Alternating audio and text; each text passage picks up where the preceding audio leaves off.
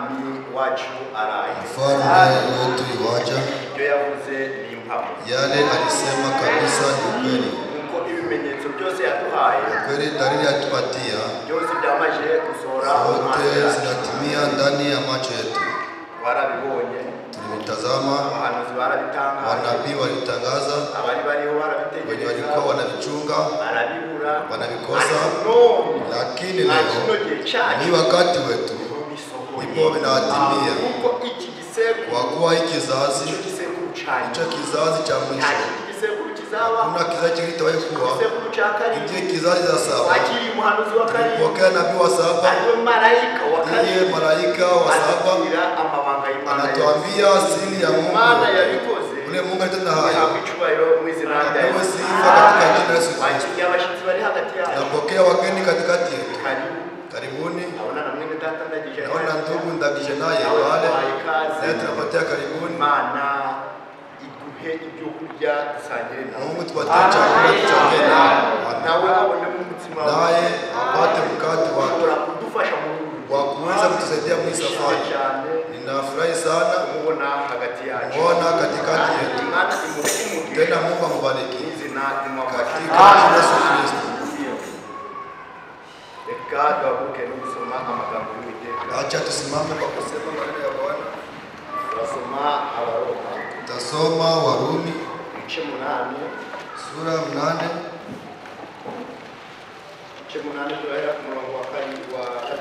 Sura 8 tuanze kwa mstari wa 5.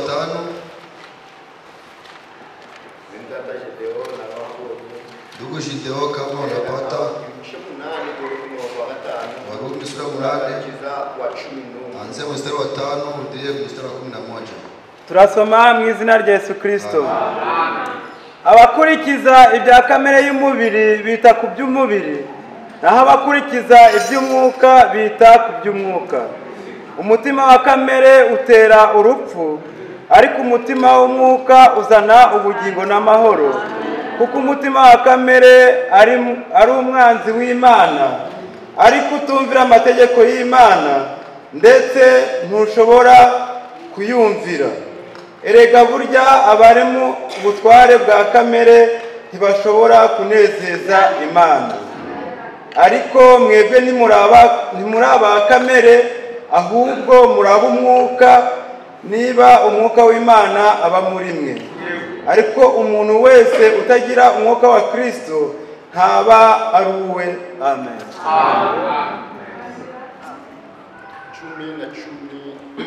Kumi na 11. Niba Kristo aba muri mwe, nubwo umubiri uba, turasubiramo, ariko mwebwe ntimuraba kamere, ahubwo muraba umwuka, niba umwuka w'Imana aba muri mwe. Ariko umuntu wese utagira umwuka wa Kristo ntaba ari uwe. Niba Kristo aba muri mwe, nubwo umubiri uba upfuye uzize ibyaha, umwuka uba uri muzima kubwo gukiranuka. Ariko niba umwuka w'iyazuye Yesu aba muri mwe, yazuye Kristo, izazura n'imibiri yanyu ipfa kubw'umwuka wayo uba muri mwe. Amen. Data wa twese, Imana ikiranuka, Imana itagira itangiriro kandi uri Imana itagira n'iherezo. Wakoze kuba wabanye natwe ubwo twari dusinziriye, twari dusa n'abapfuye, ariko watubereye maso, wadukanguye. Turavuze ngo wabwe icyubahiro none iteka ryose. Twemereye kwinjira mu bikari byawe. Turabigushimiye Data kuko wakinguye amarembo, ukaduha ubushobozi bwo kwinjira mu bikari byawe. Turavuze ngo wabwe icyubahiro none iteka ryose. Tuje tudakwiriye Mwami, ndakwinginze ngo mbere yo kwinjira ku meza y'Umwami umanze watweza mu izina rya Yesu Kristo. Ya maraso ya Emanueli akidudubiza, ayo maraso aba ariyo utureberamo kugira ngo twese twinjire ku imeza yawe turabera. ongera weze iteraniro ryawe, ongera uturebere mu maraso ya Emmanuel mu izina ry'umwami wacu Yesu Kristo. Emera iri jambo risomwe urihire mu mitima yacu, emera utuvaniremo icyo kurya, emera utuvaniremo amazi n'umutsima yashobora kudufasha muri uru rugendo. Garagara hagati yacu, uze uritubure, buri umwe wese abone ibimukwiriye mu izina ry'umwami wacu Yesu Kristo. Naho rero nanjye uhagaze imbere y'ubwoko bwawe, ntacyo mfite cyo nabaha, ntacyo mfite cyo navana mu bubiko bwanjye mubahe, ariko mu bubiko bwawe birimo ni byinshi data. Wewe uzi kugabura, ngwino utugaburire. Garagara hagati yacu mu minota mike turi bumare hano, uze buri umwe wese umuhaze. Byose tubyambaje kwizeye mu izina ry'umwami wacu Yesu Kristo. Amen. Turicara. Amagambo y'Imana ni meza cyane. Ya Mungu ni matamu sana. Kandi nayukuri. Tena ni ya kweli. Ndio. Ijambo ry'Uwiteka, neno la wa milele, niyo mbaraga ihindura. Hiyo nguvu inayobadilisha. Naho nta muntu wahindura. Anahindura dusaba uko atari. Anahindura Gerard uko atari. Babyisha ukuri. Nawaambia ukweli. Ijambo ry'Uwiteka, neno la wa milele, iyo kuryakira ukilipokea ukaryakirana n'imbaraga, ukapokea na nguvu, iraguhindura. Amen. Amen. Iri jambo niryo ryahinduye abatwanje. Hii neno ilibadilisha wale tutangulia. Babandi bari bafite umutima gukomeye, walikuwa na nguvu kama jiwe, bahabwa umutima woroshye kabisa moyo. Babandi biyita ati ninje, wale wanaosema mimi, bacaha bugufi, bakaja babona ko ari umusimbere kama ni mbele ya Mungu. Iri jambo neno imbaraga ihindura. Kandi wese uhindura n'umutima uboneye, nta kabuza riraguhindura. Ariko n'uburenganzira bwawe kwemera ko riguhindura cyangwa kugamika ngo ushaka ngo riguhindura. Uburenganzira bwawe. Iri jambo niryo ryahinduye Sawuli ahinduka Pawulo. Iri jambo niryo ryahinduye Yakobo ahinduka Yakobo, ahinduka Isirayeli. Iri jambo ryahinduye abantu bacu. Babyisha ukuri. Ntabwo ubona dufite abafurere bananiranye kubera batakiranye ijambo n'umutima wose.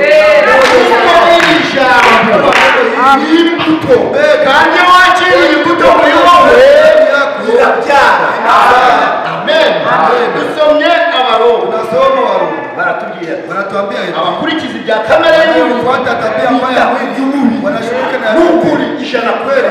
Ndio kamere wa tabia zitakujyana utashubuka na muri ufite umutima wa kamere, moyo wa tabia by'umubiri by'umwuka uzamwera n'ikure, kandi uzamenya ngo bire ni iby'umwuka kuko witaho iby'umubiri wanashirika na vya kimwili. Amen.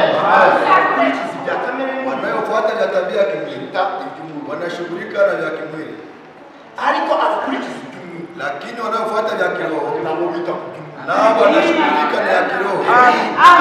Abakurikiza iby'umwuka, wanaofuata ya kiroho nabo bita ku by'umwuka. nao wanashughulika na ya kiroho. Iby'umwuka ni ibihe? Ya kiroho ni ijambo ry'Imana. Amen. Ijambo ry'Imana nibyo nibyo by'umwuka. Ibyo ijambo rigutegetse linatuamuru ibyo dukora. Niyo mpamvu ndio sababu mwana w'Imana wese anashughulika na ijambo ry'Imana anasema na Mungu anasema je, unaangalia je? Amen. Amen. Kuko we Kwa kuwa yeye anashughulika na ya kiroho. Amen. Amen. Umutima wa kamere, Moyo wa tabia utera urupfu, unaleta kifo. kweli. Umutima wa kamere, moyo wa tabia utera urupfu, unaleta kifo. Umutima wa kamere Moyo wa tabia unaleta ariko umutima w'Umuntu uzana ubugingo na Amen. Iyo ufite umutima wa kamere na tabia mbaya, ntakizakunezeza na kimwe. Uzahora umutima wawe, uzahora amakosa ya bene so, ntakizakunezeza na rimwe. Ariko umutima w'Umwuka uzana ubugingo n'amahoro.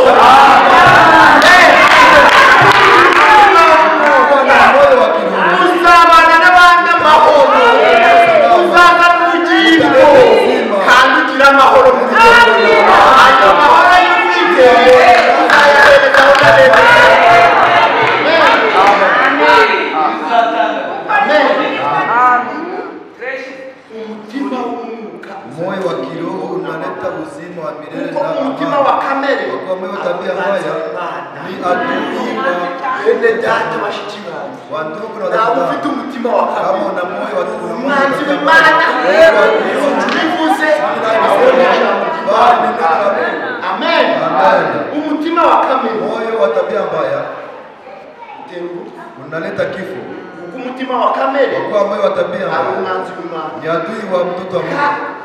kuko Kwa kuwa udashobora kuko kumvira amategeko atii sheria ya Mungu, uwo mutima wa kamere ule moyo wa tabia Gawa neno la malaika lipatikana, hauwezi kutii kwa kuwa una moyo wa tabia mbaya. Amen. Ndetse ntushobora kumvira. Tena hauwezi kutii. Arega burya abari mu butware bwa kamere ndio wanayokuwa na utawala wa tabia, hauwezekani wamfurahishe Bwana. Wandugu na watatazama, nitugira asanga tukikuwa na kanisa y'abantu ba kamere, ya watu wa tabia mbaya tu, kandi cyari tureba Mungu atakuwa anatuangalia kama kubera iki? kwa nini turi aba kamere gusa? kwa tabia mbaya? Kamere itera urupfu. Tabia inaleta kifo. Icyo kamere ikora ni ugutandukanya. Icyo kamere ikora ni ukwaba mwemezo. Icyo kamere ikora ni inzangano. Icyo kamere ikora ni amahanga. Ni wivu. Usitokea umwana w'Imana yakwiye kuyoborwa n'ijambo ry'Imana akaganduka ijambo rivuze akacumva. Amen. Amen. Ari mwebweho Lakini nyinyi hamuko wa tabia. Mungu acheni. Mstari wa Ariko tisa. mwebweho muraba. Lakini nyinyi hamuko wa tabia, Ahubwo muraba bali muko wa kiroho. niba Kama umwuka w'Imana Roho wa Mungu anakuwa ndani yenu. Amen. Amen. Niba Kama umutima w'Imana uri muri dusabe azanezeza Imana. Ariko niba muri dusabe hari umutima wa kamere azaba umwanzi w'Imana. Yego. Amen. Ariko mwebweho lakini muri abakamere muko wa tabia, ahubwo muraba muko wa kiroho. niba umwuka w'Imana uba muri muko ndani ariko yenu. Lakini mtu utagira umwuka wa Kristo na roho wa Kristo haba n'uwe haiko wake. Ni ukweli. na umwuka wa Kristo utari Kama moyo wa Kristo yuko ndani yako, uravuga ngo umukristo yuko ndani ya Kristo. birasobanutse ijambo ry'Imana na umwuka wa Kristo utari muri Kama roho ya Kristo yuko ndani yako, ntawe uwa wewe hauko wa Kristo. ntawe uwa Kristo. Hauko wa Kristo. Ikiri muri wowe Ndani yako. niwe ukizi. Ufite umutima wa kamere, ufite umwuka w'Imana. Ese Kristo ari muri wowe cyangwa ari umwanzi muri wowe? Iko ndani yako. Ikiri muri wowe Ndani yako urakizi. unajielewa. Amen. Amen. Umwuka wa Kristo uri muri mwe. Kama roho ya Kristo ndani yenu, ariko umuntu wese utagira umwuka wa Kristo kama yuko na roho aba ya ari uwa Kristo, Kristo. sio wa Kristo. Niba Kristo aba muri Kama mwe Kristo anakuwa ndani ubwo yenu, nibwo umubiri uba upfuye. ni vile kama Usize unakufa ibyaha. juu ya dhambi, Umwuka uba uri muzima. lakini roho inakuwa iko hai Ubwo gukiranuka juu ya ukuwa haki. ku murongo wa 11. Mstari wa 11 Ariko niba umwuka wiyazuye Yesu aba muri mwe, yazuye Kristo Yesu izazura imibiri yanyu ipfa kubwo umwuka wayo uri muri mwe. Amen. Ijambo kunda kuganira neno tunataka kuzungumzia ni imbaraga z'umuzuko. nguvu za Imbaraga z'aho. nguvu ya kunakuliwa, Imbaraga y'umuzuko. nguvu ya Iyo mbaraga y'izao. nguvu ya Bene kunakuliwa. data bashiki banyu Ndugu na wadada zangu, uzazamu hautanyakuliwa udafite umwuka wawe. kama Bene data mushiki wawe uzazuka udafite umwuka wawe. Udafite iyo mbaraga uburebure uzashobora guhamagarana ntawe uzashobora kurenga igitare bagusizeho. Amen.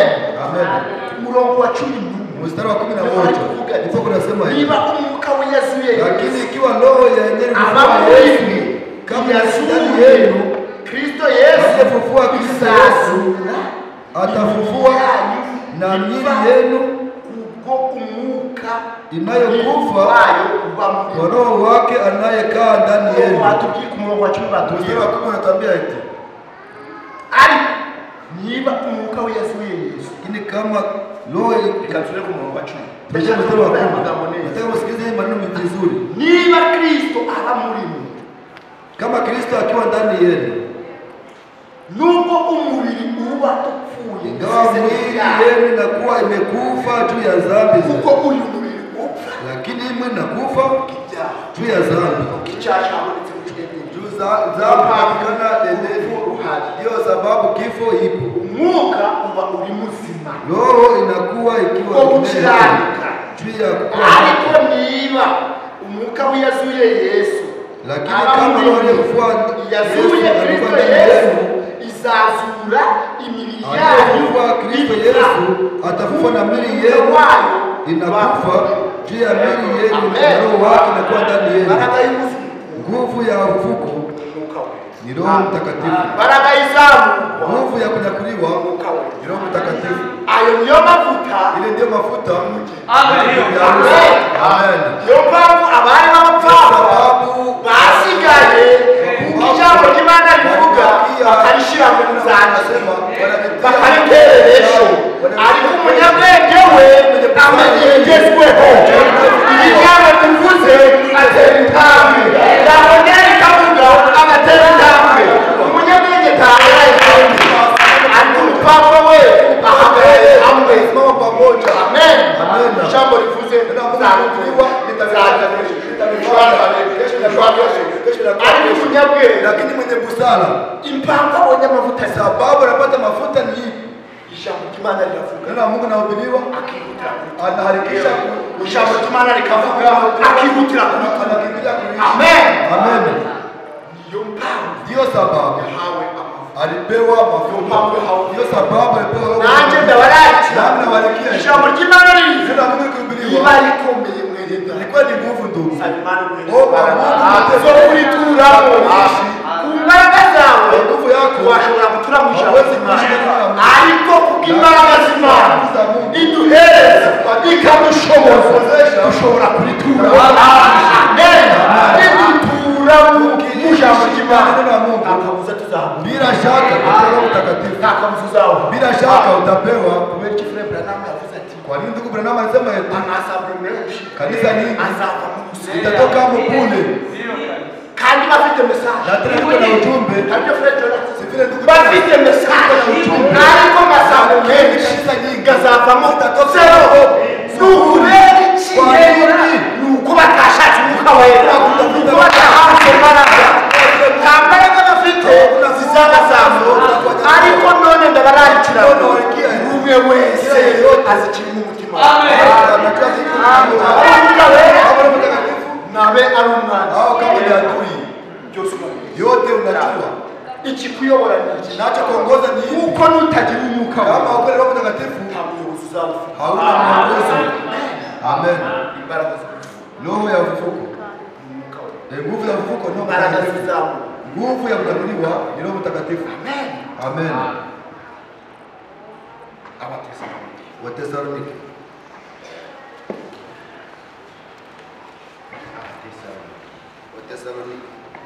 umwuka wera, Roho Mtakatifu ndio nguvu. Udafite umwuka wera, kama una ile Roho Mtakatifu hauzashobora guhabwa umuzuko wa mbere. Unaweza kupewa ufufuo wa kwanza. Umuzuko wa mbere na ufufuo wa kwanza wo umugeni ni wa bibi harusi. Umugeni shawo, bibi harusi neno. Hari umugeni sio bibi harusi.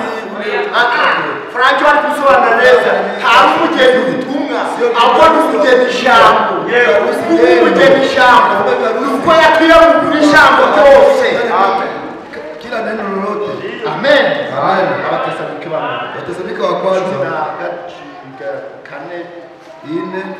4:13. Ariko bene data, tidushaka ko mutamenya ibyo abasinziriye mutababara abandi badafite ibyiri. Twebweho dufite ibyiri. Amen. Amen. Ubwo twamenye yuko Kwa tulijua kwamba Yesu yapfuye, Yesu akazuka, anafufuka, ariko twizera yuko Imana izazanana na Yesu abasinziriye muri we. Amen. Uzasinzira muri we. Utasinzira ndani ya nani? Ni muri Kristo Yesu. Ndani ya Kristo Yesu. Cyangwa ni muri kamere. Hao ni kukijambo cy'Imana ryatubwiye. Ndio Mungu anatuambia eti udafite umwuka wa Yesu. Hauna roho ya Yesu. Haruwa Yesu. Ndio mtu wa Yesu. Denida. Wadugu. Udafite umwuka wa Yesu. Haruwa Yesu. Hauko wa Yesu. Hakuwa na ufite umwuka wa Yesu. Kama una roho ya Yesu. Niyo mpamvu ijambo ry'Imana tugiye abasinziriye muri Kristo nibo bazabanza hanyuma nabo duhindurwe tusanganire umwami wacu. Amen. Abasinziriye waliosinzia ndani yake. Iki nico tubabwira tukibwirijwe n'ijambo ry'umwami yuko twebwe abazaba ariho basigaye kugeza kukuza k'umwami tutazabanziriza na hato kukuza tutazabanziriza kukuza sinziriye. Umurongo 15. Iki nico tubabwira tukibwirijwe n'ijambo ry'umwami wacu yuko twebwe abazaba bariho basigaye kugeza kukuza k'umwami tutazabanziriza na hato abasinziriye, kuko umwami ubwe azaza amanutse ava mu ijuru arangurure ijwi rirenga. Amen. Arangurure ijwi rirenga hamwe n'ijwi rya marayika ukomeye, n'impanda y'Imana.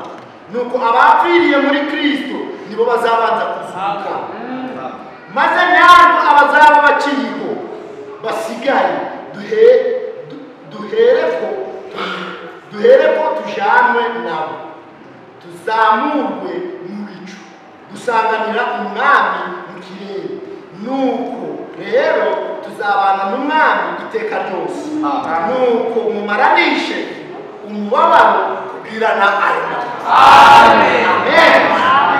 Impanda, barabanda, ijwi rikomeye, sauti kuu, na ijwi rya marayika, sauti ya malaika. Frenda nama kuvuga aya ni amajwi atatu. Ni sauti tatu itakazo. Buri ijwi ryose ila sauti ifite umurimo wayo na kazi yake. Amen. Igihe Yesu ageze kwa Lazaro yavuze ijwi rirenga. Iryo jwi rirenga ryari ijwi ritegeka. Amen.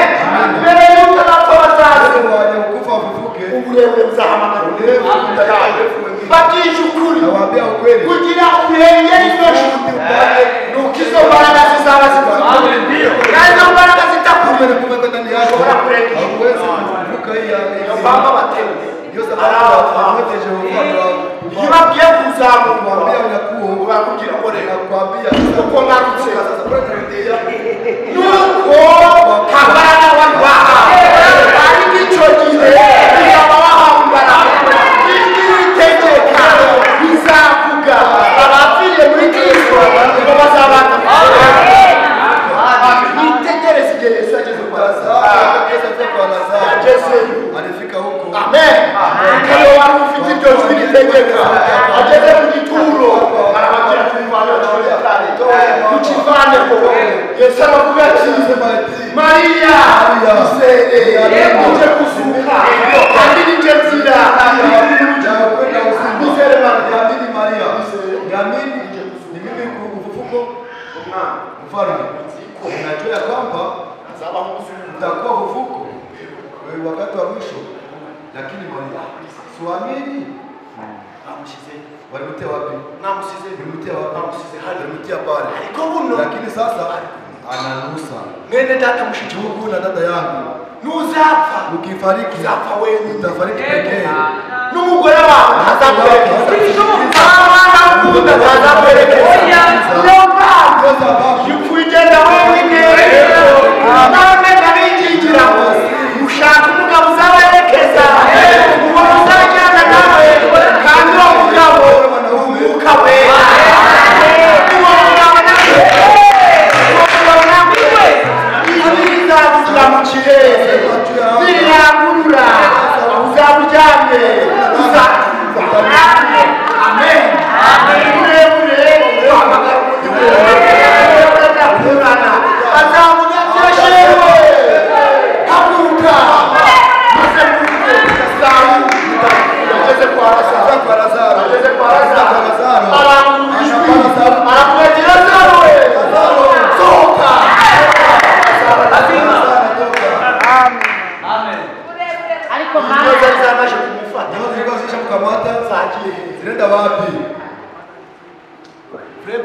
kuvuga ati Branham anasema kibanza kwanza kuoza kwanza ni mapua biracika inakatika inatoka. Yaramaze Alikuwa anamaliza masiku ariko Branham akavuga ati, lakini Branham anasema hivi abora mtu anaoza amaze amasaha akimaliza masaa 72 na ile vuga yamaze kubura kusema alikuwa alishaoza alikatese, lakini akifika huko Lazaro soka hapo kanya Lazaro bache kuona anasohoka anatoka uko kuzimu wangu hajese yaramashe kuhajeza akimara gutegeka arasohoka anatoka. Amen. Agenda kwinjira hagiremo shaka izo mbaraga zizakuzura, shaka izo mbaraga zizakwerekeza no mu gituro kugira ngo nawe uzashobore uweze kutoka ndani ya Amen. Amen. Kulikuwa nabii aliwahi kufariki, izo mbaraga zile nguvu wakati nakufa zinakusumbua, zile nguvu na wakati nakufa zigenda mu magufa zinaenda mifupa ziba ziri mu magufa. Amen. Uwo muhanuzi baramuzenga bashaka igitareba mushiramo wanatafuta mahaba bariragiza pe ashira imyaka myinshi umuhanuzi yarapfuye alikuwa alishafariki, ariko igitanga kitu cha kushangaza izo mbaraga zitapfa kwa kuwa zile nguvu hazikukufa, izo mbaraga tuzapfa, zile nguvu hazikukufa, izo mbaraga zaho zari zile nguvu ziliwazisha isaha yarageze maze abantu barapfisha barashaka maze rero wanasema sasa tugiye guhabwa tunaenda kuzika kandi ubuvumo duhabwa tena turiya hariya hantu pale ahandi hakuna mahali pengine. Sasa mkuja tubebe mzoga, tunaenda kuzika, wanaenda wakanaimba ile nyimbo za kusindikiza, wanafika kule wakaenda kusikia, wanasikia shambulio nyuma, turahungira he none sindi kwiruka niruka na nite aho itumbi itere hano kwigeze maze baterera itumbi bayiterera mu magufa y'abantu hano bayiterera mu magufa ndakubwira ndamuzima itumbi birakuze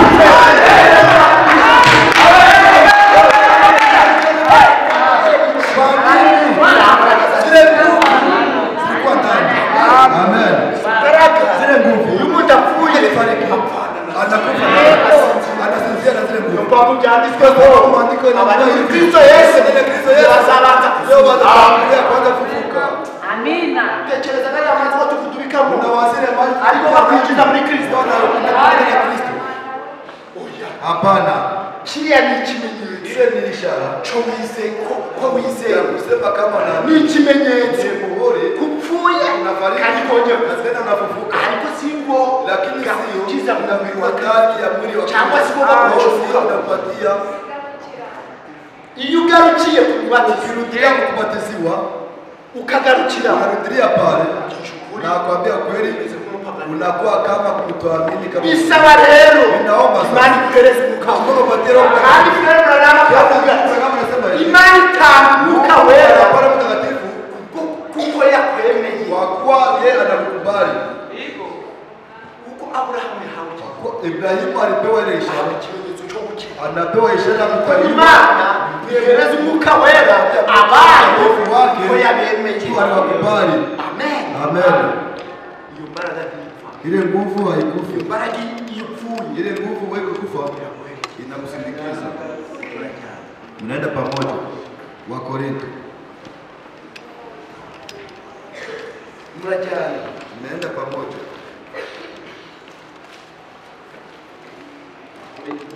Wa Korinto 15.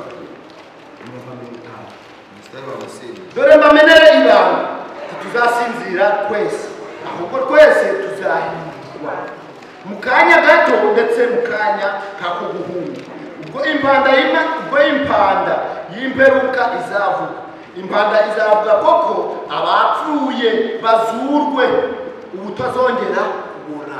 Amen.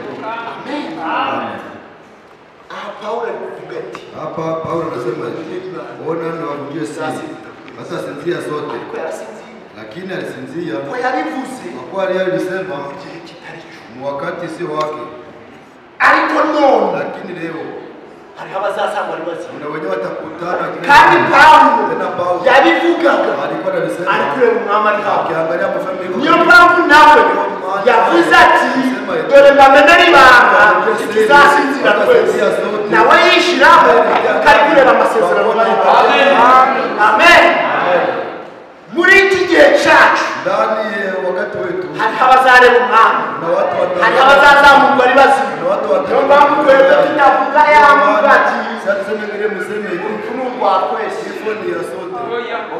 hapana je ntagiye kuko na mimi masemi sikubali urupfu ni urwa twese ni ya sote hapana icyakora urupfu rurahari ariko urupfu ntabwo rwa twese niyo mpamvu ijambo ry'Imana tubwira dore mbamenera ibanga tuzasinzira twese twese ngo tuzasinzira aho hari abazazamurwa ari bazima badasogongera urupfu kandi iki nicyo gihe wakati ngezemo kuko nta kindi gihe kirimo wakati wengine tuzasinzira twese tuzasinzira sote amen aho twese tuzahira bari sote kanya gatoya mu kanya nk'ako guhura ubwo impanda y'Imana ubwo impanda y'imperuka izaba impanda izavuga impanda izavuga ko abapfuye bazurwe ubutazongera kubura duhinde kuko uyu mubiri ubora ukwiriye kuzambikwa utabura kandi uyu mubiri upfa ukambikwa udapfa amen uyu mubiri ubora ukwiriye inayoza itafika kutoa nitumara kuhabwa izo mbaraga kisha pewa zile nguvu umwami agarutse Mungu imibiri yacu izahindura yetu itabadilishwa izahinduka izahabwa ipo itapewa imibiri kutabura wengine wasioza ariko uyu mubiri numara kwambika kutabura n'uyu upfa ukambikwa kudapfa nibwo hazasohora rya jambo ryanditswe ngo urupfu rumizwe no kunesha yego urupfu rumizwe no kunesha kifo limezewa na ushindi wapfuwe kunesha kwawe wako iwapi uyu ni Paulo wapfuwe kunesha kwawe urihe wapfuwe uri kwawe wapi amen urubori wako kwa ibyaha zambi ndio uchungu wa kifo zambi ndio uchungu wa kifo amen kandi imbaraga z'ibyaha na nguvu za zambi ni sheria ariko Imana ishimwe lakini ashukuriwe wakunesha kupatia ushindi umwami wacu ya mfalme wetu Yesu Kristo amen Imana yacu Mungu wetu iduha kunesha anatupa ushindi umwami wacu Yesu Kristo ubwo Yesu Kristo yanesheje abana be dukwiriye kunesha tuneshwa n'iki nuko dufite iyo mbaraga y'umwuka wera Papa yavuze ati nzabasiga nk'ipfuye ntabwo nzabohereza umufasha amen nzabohereza kumufasha msaidizi amen nuko bene data sasa wandugu bakundwa wapendwa umenye mshike nguvu mutanyeganyega amen nuko bene data wandugu bakundwa wapendwa sasa muri bene data nuko bene data wapendwa amen mukomere mutanyeganyega mkwe nguvu murusheho iteka mkwe zaidi milele gukora imirimo kufanya kazi y'umwami ya mfalme uko muzi yuko kwa mnajua kwamba umuhati wanyu bidii yenu umwami wacu Yesu ndani ya mfalme Yesu bakije ukuri nawaambia kweli umuhati wawe ntabwo bidii yako si ya bure amen umuhati wawe ntabwo bidii yako si ya bure ishaka ryawe ntari kabisa bidii yako si ya bure umuhati wawe bidii yako bidii yako uzahembe utalipiwa amen amen kwa Paulo atubwira ndio Paulo atambia umuhati bidii yako si ya bure bali mfanye kazi ya mfalme mnajua ya kwamba bidii yenu sio ya bure ndani ya mfalme Yesu amen mtu anajua kama atalipiwa anafanya na bidii lakini kama unajua atalipiwa unafanya vitu kama rejareja na umegevu wa ndugu na wadada zao tutalipiwa amen tutalipiwa Mungu apewe sifa tutalipiwa acha tusome Ufunuo tusome Ufunuo kabisa, bidii yetu sio ya bure. Ufunuo 20.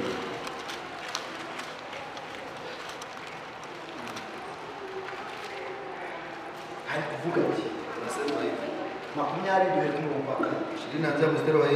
mbona intebe z'ubwami mbona n'abazicaye bahabwa ubucamanza kandi mbona imyuka y'abiciwe mbona imyuka y'abaciwe ibihanga bahorwa guhamya kwa Yesu n'ijambo ry'Imana aribo bataramije ya nyamaswa cyangwa igishushanyo cyayo kandi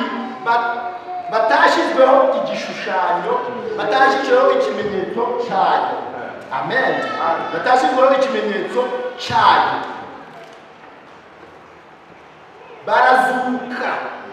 Barazuka bimana na Kristo imyaka 1000.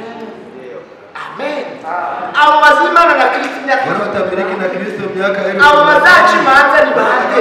Twebwe bicewe nawe uzi kwicarana na Kristo utabe y'ubwami twakora tukamucira urubanza tukamubwira ati washizeho amategeko naje wagiye muri politiki kandi politiki yorwa na Satani tukamucira urubanza tugacira abanyedini urubanza twavuze ijambo mwaba kwizera ngo tuzimana na Yesu ngoma y'imyaka 1000.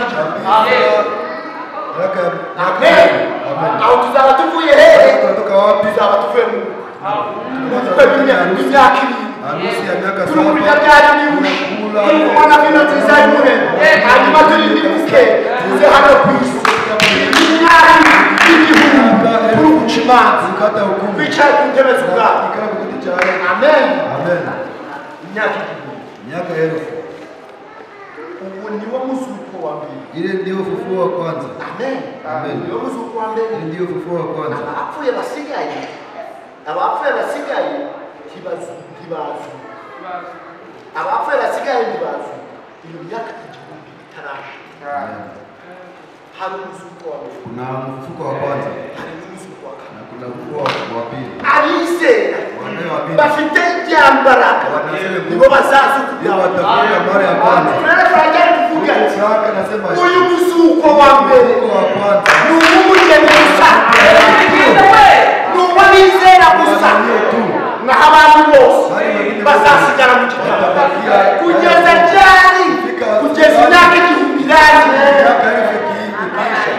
Imyaka 1000 nishira abantu bazazuka babone gucibwa imanza.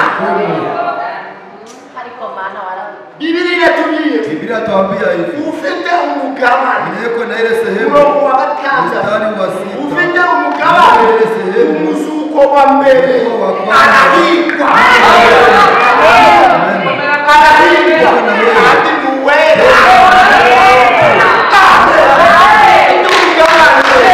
Umuzuko wa mbele. Anahikwa. Hadi muwele. Yoba kujiga wengeza. Kugira ngo mubare. Umutima yanyu yenu iboneze. Umutima wawe moyo wako urayikomeza. Kama uko sawa na kutia kweli utapata Mungu. Amen. Amen. Uko byanditswe. Inaandikwa hivi. Ngo bafite imitima iboneye. Kuna Mungu kandi bazabona Imana. Amen. Abafite imitima iboneye bo nyoyo sasa ndio wataona Mungu. Amen. Ufite umugabane Niko na sehemu ya ufufuo wa kwanza, niko na heri tena mtakatifu. Kifo cha pili hakitamfanya uzagira. Kifo cha pili Urwa kabiri ntirubasha kugira ico rutwara. Abameze batyo ahubwo bazaba abatambyi b'Imana na Kristo kandi bazimana nayo imyaka 1000. Amen. Wandugu na dada zangu, nawasihi mtafute ile nguvu ya ufufuo. Iko na sehemu ufufuo wa kwanza, iko na heri. Waganiza kumbaraga imbaraga zizamuka. Umuntu wese uzazamuka azaba afite iyo mbaraga, azaba afite asimako. Isaha izagera ijwi ry'Imana rizavuga, Imana ivuge, abapfuye bazabanza gusubira. Tuzaba turiho tuzahabwa umugisha, tuzaba tukiri hano ku isi. Amen. Nitumara kuwuhabwa uburebure buzahabwa, hanyuma nitumva ijwi tuzamuka. Mahali popote utakuwa uzamuryamye unalala, ile sauti utasikia. Uzasinzire mu gituro, ndani ya kaburi, ile sauti utasikia. Bakuta kuwa na nguvu na kusii. Sasa utafute zile nguvu, usifuate kandi igihe cyageze cyo kuzamuka. Wakati nafika kandi igihe cyo guhabwa izo mbaraga. Numara guhabwa izo mbaraga, uzamenya gutandukanya utajua kutenda kile kibaya na kizuri. Uzamenya gukunda bene so, kupenda wandugu, uzamenya kubana na bene so amahoro, wandugu salama. Uzamva sikiliza, uzagera hose bazahabwa amahoro zawe, kandi uzabana n'abaturanyi nabo babona umugisha ku bwawe.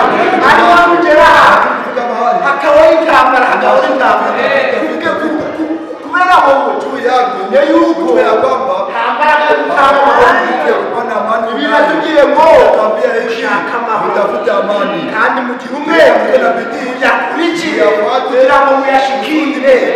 Amen. Amen. Abaniza na wazungumzia hivi